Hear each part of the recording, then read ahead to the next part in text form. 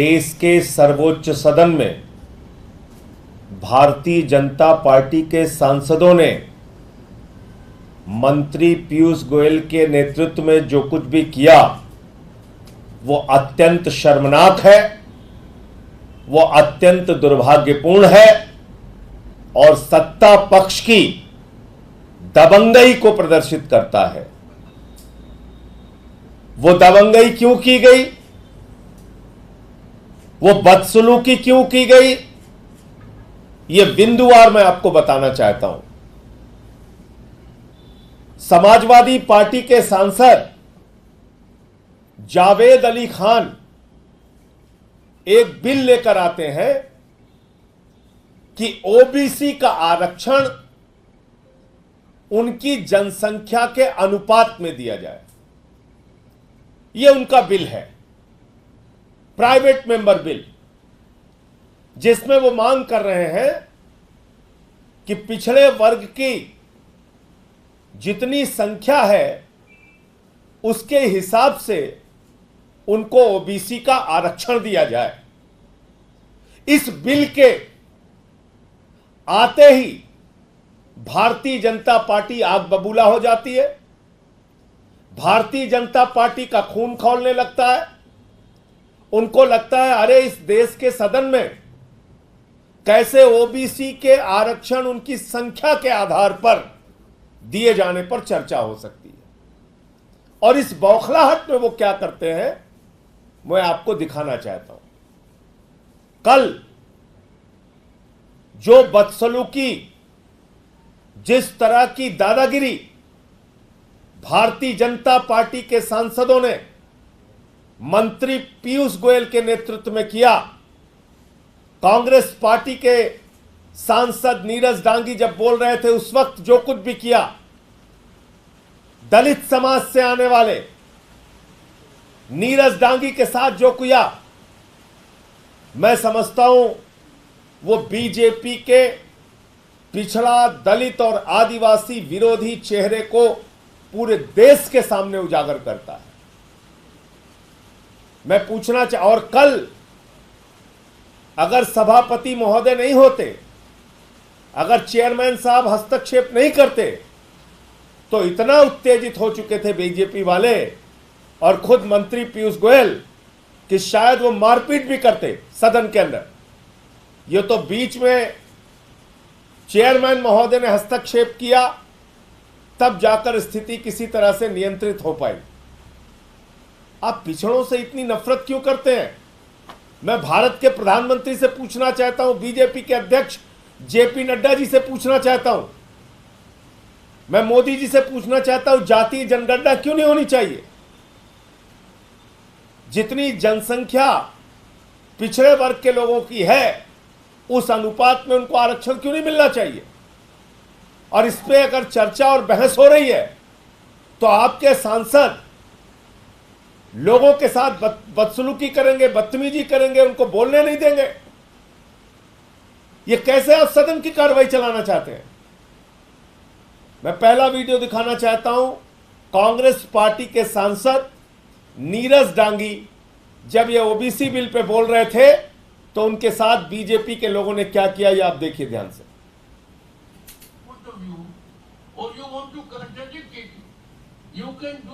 नहीं, एक minute 35 second का एक वीडियो।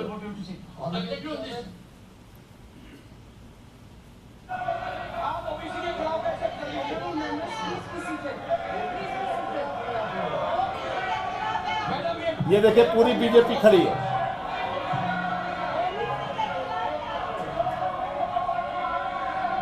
ये सदन में ओबीसी के खिलाफ है। ये सामने आ गया है, ये सामने आ गया है। मैं कंटिन्यू करना चाहूंगा। मैम 50% की सीमा को खत्म। ये कांग्रेस के सांसद है नीरज डांगी। आरक्षण शुरू में पिछड़ी जातियों के उत्थान के लिए था और समय के साथ में जातियों को लाभ प्रदान करने के लिए आरक्षण की सीमा बढ़ाना चाहते हैं। तमिलनाडु में पहले से ही 69% आरक्षण है और इसे भी सुप्रीम कोर्ट में चुनौती दी गई।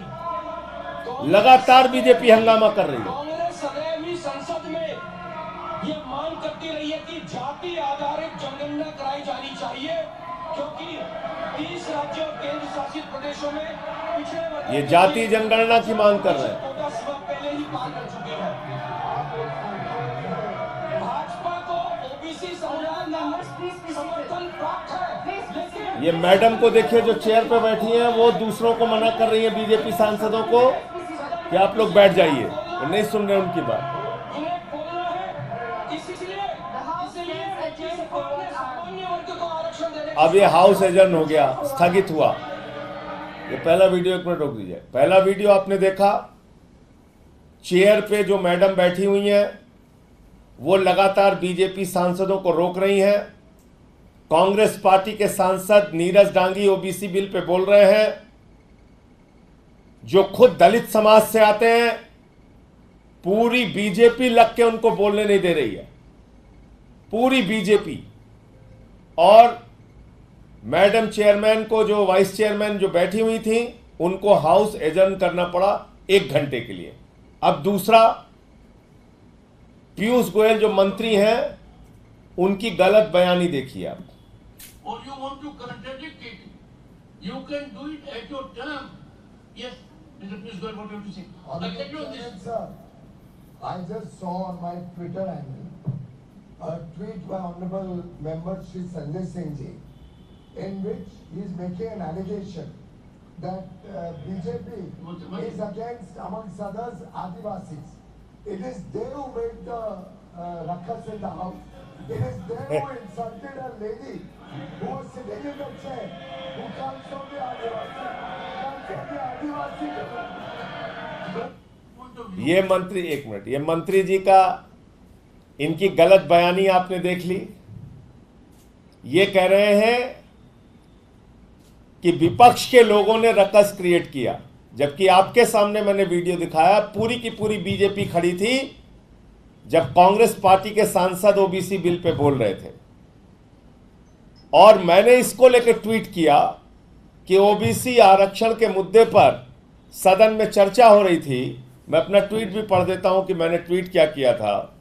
और उसमें बीजेपी के सांसदों ने चर्चा होने नहीं दिया, चर्चा को रोकने का काम किया। और इस ट्वीट पे मंत्री जी आग बबूला होके ऐसे बोल रहे हैं, और इनके पीछे पूरी की पूरी बीजेपी खड़ी होके। फिर मेरे साथ उन्होंने जो किया मैं आपको बता रहा हूं। राज्यसभा में मोदी सरकार का पिछड़ा वर्ग विरोधी चरित्र सामने आया।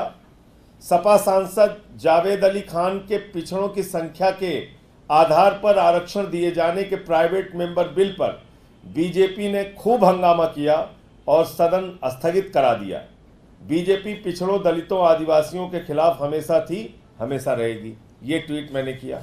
और क्यों किया, ये भी आपको दिखाया कि नीरज डांगी जो दलित समाज से सांसद हैं, कांग्रेस पार्टी के सांसद हैं, ओबीसी बिल पे बोल रहे हैं, उनको बोलने नहीं दिया।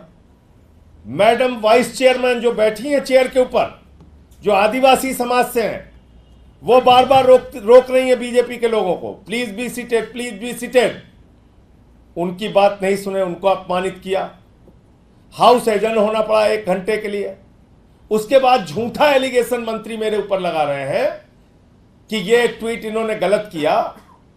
और तब सारी की सारी बीजेपी ऐसे खड़े होकर चिल्लाने लगी, ऐसे टूट पड़ी जैसे अगर चेयरमैन महोदय वहां नहीं होते तो शायद मेरे साथ मारपीट करने के लिए आ जाते वहां, सदन के अंदर ही। इनके एक सांसद पीछे से कई सांसदों चीखने चिल्लाने लगे, फिर एक सांसद कह रहे हैं इनको जेल भेजना है, जेल भेजना है। तो मैं भाजपाइयों से कहना चाहता हूं, ये जेल, लाठी, मुकदमा, ये डर किसी और को दिखाना और अपने आकाओं को भी बता देना, कोई हम लोग जेल, लाठी, मुकदमा से डरने वाले नहीं है। पिछड़ों के हक की जहां बात होगी, दलितों के हक की बात जहां होगी, आदिवासियों के हक की जहां बात होगी, अल्पसंख्यकों के हक की जहां बात होगी, वंचितों के हक की जहां बात होगी, वहां बोलेंगे। एक नहीं 1000 बार बोलेंगे। यह आम आदमी पार्टी बनी है समाज के कमजोर वर्गों के लिए आवाज उठाने के लिए।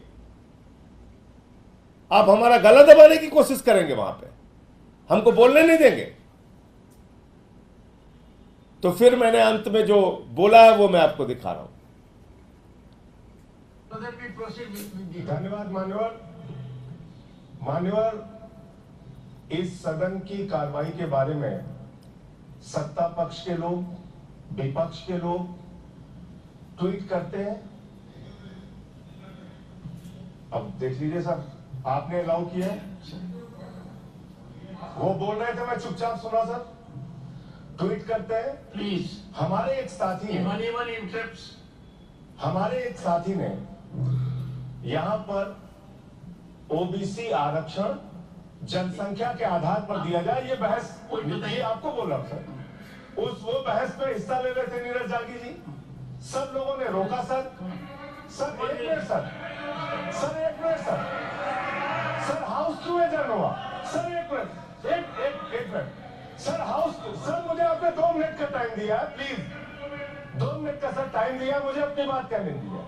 इन लोगों ने रोका, हाउस एडजर्न हुआ सर। अगर रोका नहीं तो हाउस एडजर्न क्यों हुआ? आपने रोका, मैंने उसको ट्वीट कर दिया।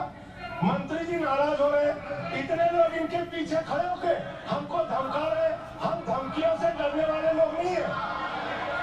आप जेल भेजने की धमकी दे रहे हैं आपके सामने सर। उधर से कह रहे हैं इनको जेल में भेजा जाएगा। अरे भेजो जेल में भेजना चाहते हो भेजो। ये वाजपेयी जी हमारे राज्य से आते, कहते इनको जेल में भेजा जाएगा। अरे भेजो जेल में। जेल से कौन डरता है? किसको डरा रहे हो आप जेल से भाई? आप भेजिए जेल में सर। यही सदन से जेल भेज दीजिए सर, सदन से जेल भेज दीजिए। जेल से डराइए मत, मैं सिर्फ ये कह रहा हूँ, सदन से जेल भेज दीजिए। आप सरकार में, सत्ता में, आप जेल भेजना चाहते हो। आप लोग चिल्ला रहे जेल भेजेंगे, जेल भेजेगा, यही से भेजिए।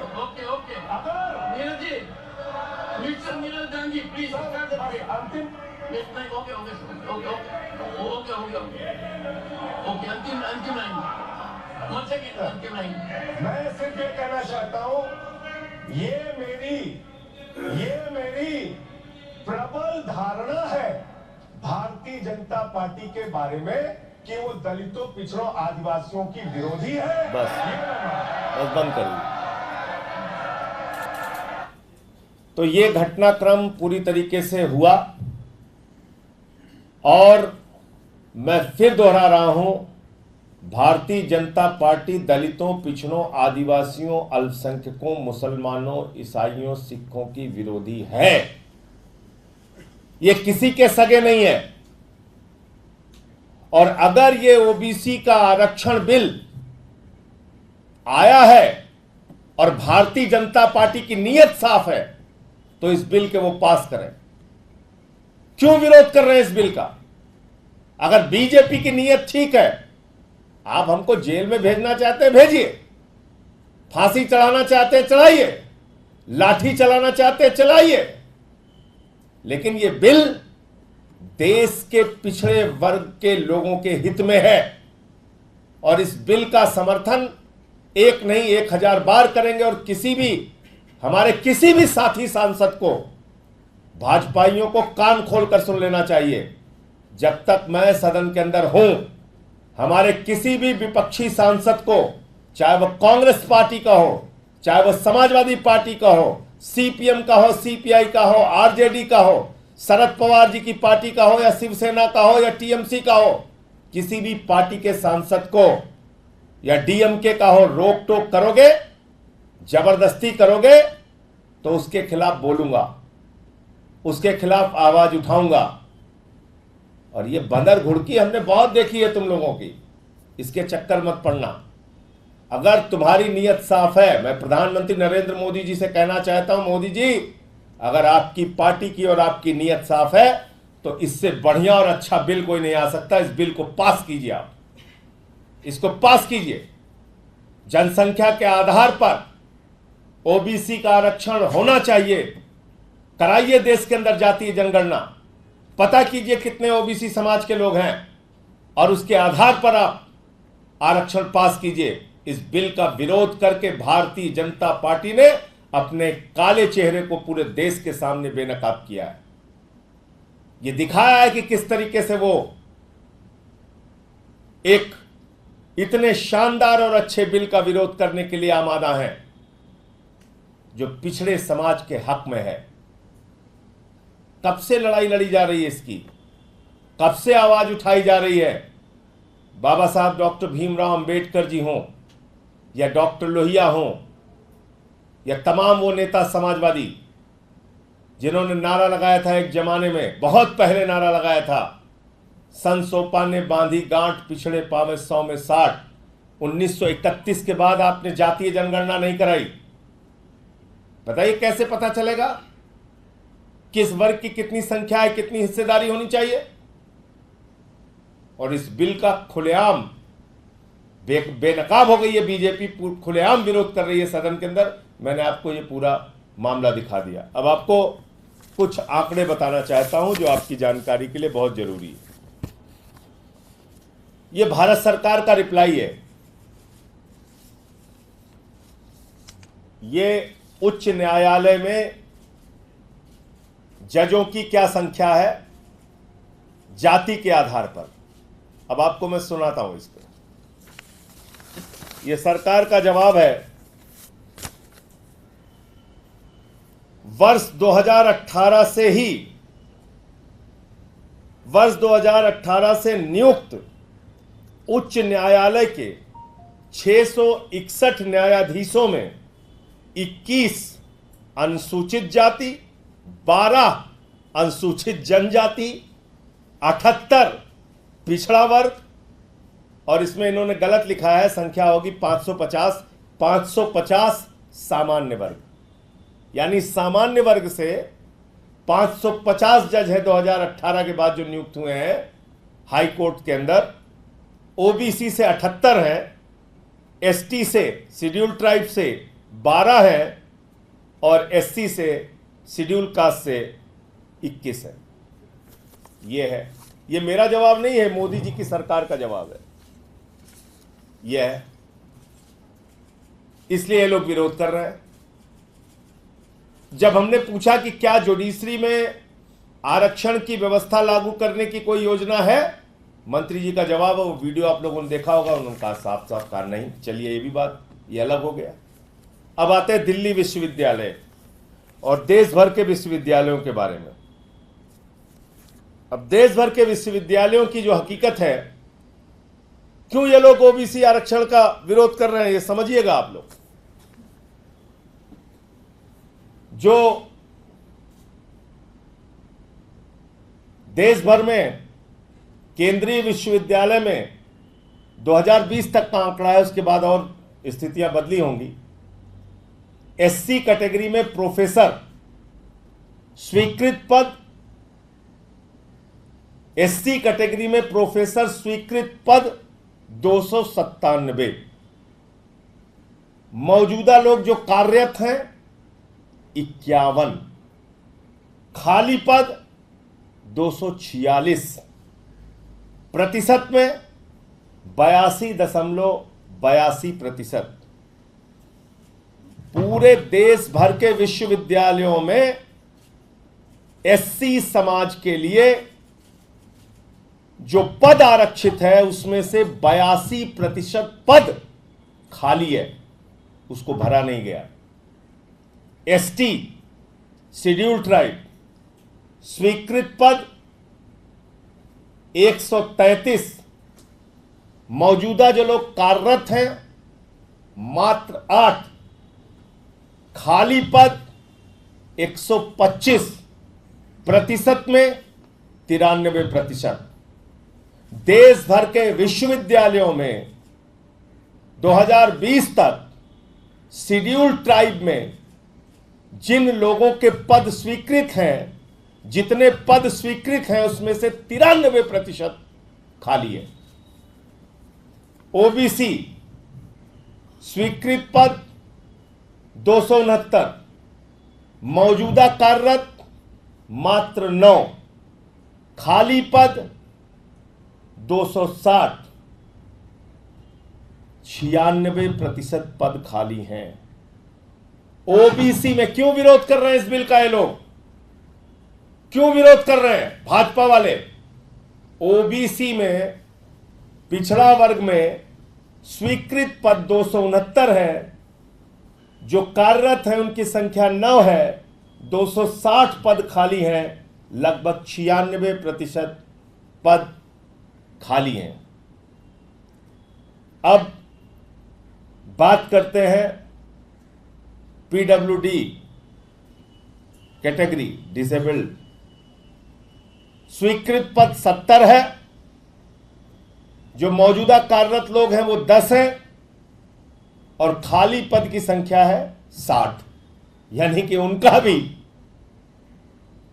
जो दिव्यांग है उनका भी 85.71% पद खाली पड़ा हुआ है।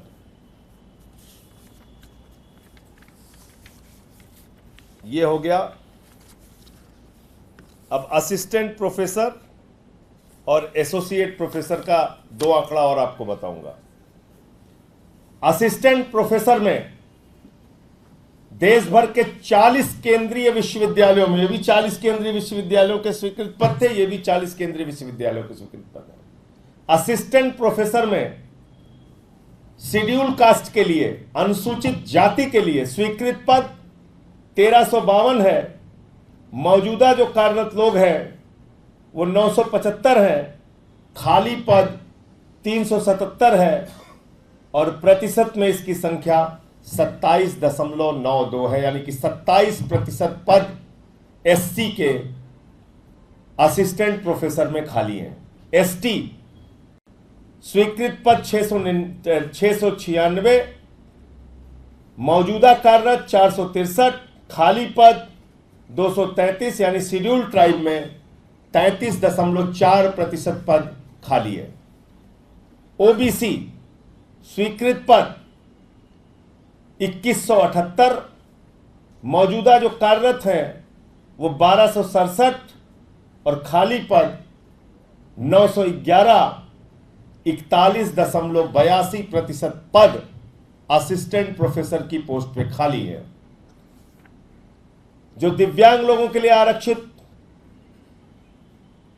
पद है, स्वीकृत पद है 308, मौजूदा कार्यरत 151, खाली पद 157, यानी कि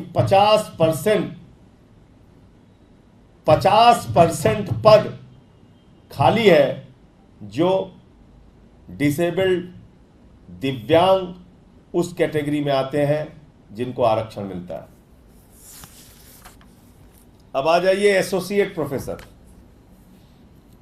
एसोसिएट प्रोफेसर में एससी कम्युनिटी के 602 स्वीकृत पद हैं, 141 लोग काम कर रहे हैं, 661 पद खाली है, 76% पद खाली है। एसटी में, शेड्यूल ट्राइब में 286 पद स्वीकृत है, 40 लोग काम कर रहे हैं इस कैटेगरी से, 246 पद खाली है, 86.01% पद खाली है। ओबीसी में 544 स्वीकृत पद है, 31 लोग काम कर रहे हैं, 513 खाली पद है, 94% पद खाली है ओबीसी कैटेगरी में एसोसिएट प्रोफेसर के। पीडब्ल्यूडी कैटेगरी दिव्यांगों के लिए 132 पद स्वीकृत है, 13 लोग काम कर रहे हैं, 119 पद खाली है, 90% पद खाली है। ये पूरी सच्चाई है, इसलिए ये ओबीसी आरक्षण का विरोध कर रहे हैं। इनको ओबीसी के, और तब मैं अगर कहता हूं कि भारतीय जनता पार्टी दलितों, पिछड़ों, आदिवासियों और इसके साथ एक और जोड़ देता हूं कैटेगरी, दिव्यांगों तक की विरोधी है, उनका भी हक मारा है। ये तो मैंने खाली एक आंकड़ा दिया है विश्वविद्यालयों का। और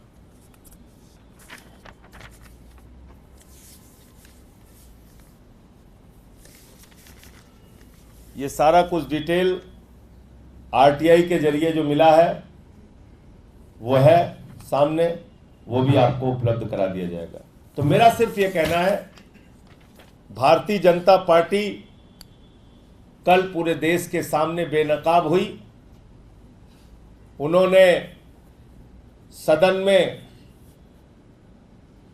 इस ओबीसी बिल को जो संख्या के आधार पर आरक्षण दिए जाने की मांग करता है, जातीय जनगणना कराकर आरक्षण दिए जाने की मांग करता है, उस बिल का विरोध करके पूरे देश के सामने बीजेपी बेनकाब हुई है।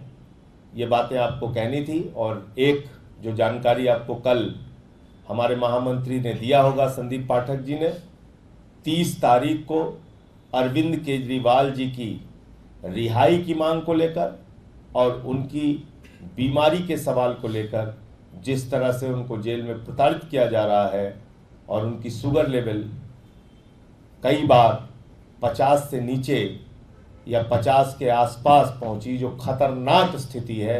70 से नीचे, 80 से नीचे ही अगर शुगर जाती है तो वो खतरनाक स्थिति होती है। उनकी शुगर तो कई बार 50 से नीचे जा चुकी है। इन सारे सवालों को लेकर 30 तारीख को जंतर मंतर पे धरना होगा, जिसमें इंडिया गठबंधन के तमाम नेता शामिल होंगे। कौन कौन नेता आ रहे हैं ये भी बता दीजिए। वो सबसे बातचीत चल रही है। जब पूरी एक लिस्ट बन जाएगी फिर उसके बाद उसकी जानकारी आपको देंगे। एक सवाल और, नीति आयोग की बैठक चल रही है, ममता बनर्जी बैठक छोड़ के बाहर आ गई हैं और उन्होंने मीडिया में जो वक्तव्य दिया है वो पढ़कर आपको सुना रहा हूँ। उन्होंने आरोप लगाया है कि उनको बोलने नहीं दिया गया, 5 मिनट का उन्हें समय दिया गया और उन्होंने कहा है कि अपोजिशन की तरफ से इकलौती सीएम थी और ये अपमानजनक है कि उन्हें बोलने नहीं दिया जाता। नहीं, ये पूरे विपक्ष का अपमान तो करने पे आमादा है ही। ईडी सीबीआई का दुरुपयोग करके सबको जेल में भेजते हैं, जांच एजेंसियों का दुरुपयोग करके जेल में भेजते हैं। तो ममता जी का जो बयान है वो 100% अपनी जगह सही है। और इसीलिए कल भी जब आप लोग पूछ रहे थे तो मैंने आपको ये बात कही थी कि जब संसद में विरोध हुआ कि राज्यों के साथ भेदभाव किया गया है बजट में, कई राज्यों का नाम तक नहीं लिया गया, कोई धन आवंटित नहीं किया गया जिस हिसाब से उनको जरूरत थी, तो ये भेदभाव के खिलाफ जो प्रदर्शन हुआ था उसमें टीएमसी भी शामिल हुई थी। तो ऐसी स्थिति में अगर आज वो गई हैं तो इसके पीछे सच्चाई जानने का उनका मकसद हो सकता है। वो गई, सच्चाई से रूबरू हुई और उन्होंने आके जो वक्तव्य आपके सामने दिया है वो सच्चाई है।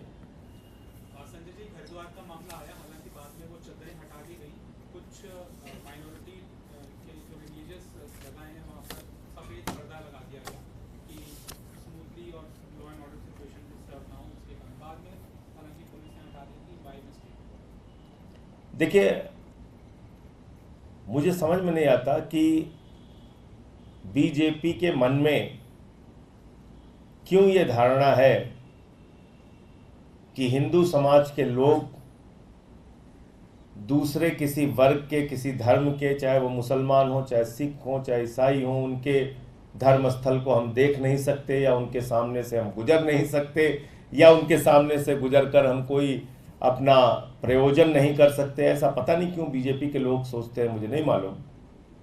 मैं सिर्फ ये कहना चाहता हूँ, अब तो सुप्रीम कोर्ट तक ने आपको फटकार लगा दिया, क्यों आप लोग ये करने पे आमादा है? क्यों रोज ऐसी चीज़ें करते हैं? इससे कोई फ़ायदा नहीं है। हिंदुस्तान अलग अलग धर्मों, अलग अलग जातियों, अलग अलग वर्गों से बना हुआ देश है और यहाँ सबको आज़ादी है अपनी उपासना पद्धति के हिसाब से पूजा करने की, इबादत करने की, और उसमें कोई व्यवधान पैदा करना देश के ताने बाने को बिगाड़ने की कार्रवाई है। संजय जी, आप बार-बार सरकार के बोलते हैं, लेकिन लल्लन सिंह बोल रहे हैं ये फेविकोल का जोड़ है टीडीपी, जेडीयू और बीजेपी का, और ये टूटेगा नहीं। अब ये फेविकोल का जोड़ तो जब नीतीश जी इधर थे इंडिया गठबंधन के साथ तब भी था, तो कैसे टूट गया? कैसे टूट गया? तो ये जोड़ तोड़ चलता रहेगा। मैं तो सिर्फ इतना कहना चाहता हूँ, देखते रहिए। ये जो घोषणाएं बिहार के लिए भी हुई हैं, ये कितना ज़मीन पे उतर के आएंगी मुझे नहीं मालूम, क्योंकि 9 साल पहले ही 1,25,000 करोड़ रुपए घोषित कर चुके थे। तो कितना वो ज़मीन पे उतर आएगा नहीं पता। तो इसलिए ये फेविकोल का जोड़ जल्दी ही तोड़ मोड़ होगा, आप देखिएगा। योगी आदित्यनाथ ने कल समीक्षा बैठक की थी, दोनों देखिए, वो दोनों डिप्टी सीएम की कोई गलती नहीं है। कल से आप लोग बार बार पूछ रहे हैं, मैं बार बार इस बात को दोहरा रहा हूं। ये खेल प्रधानमंत्री नरेंद्र मोदी का है, योगी सरकार के खिलाफ। आप लोग क्यों नहीं समझ रहे? ये कतई कोई ऐसी बात नहीं है कि जिसमें योगी आदित्यनाथ के खिलाफ वो दोनों उप मुख्यमंत्री हैं जिसका जिक्र आप कर रहे हैं। उनको जो निर्देश दिया जाता है ऊपर से, वो अपना खेल करते हैं। और आपने देखा होगा, केजरीवाल साहब पहले ही बोल के गए थे कि 2 महीने के अंदर योगी आदित्यनाथ जी को हटा दिया जाएगा मोदी सरकार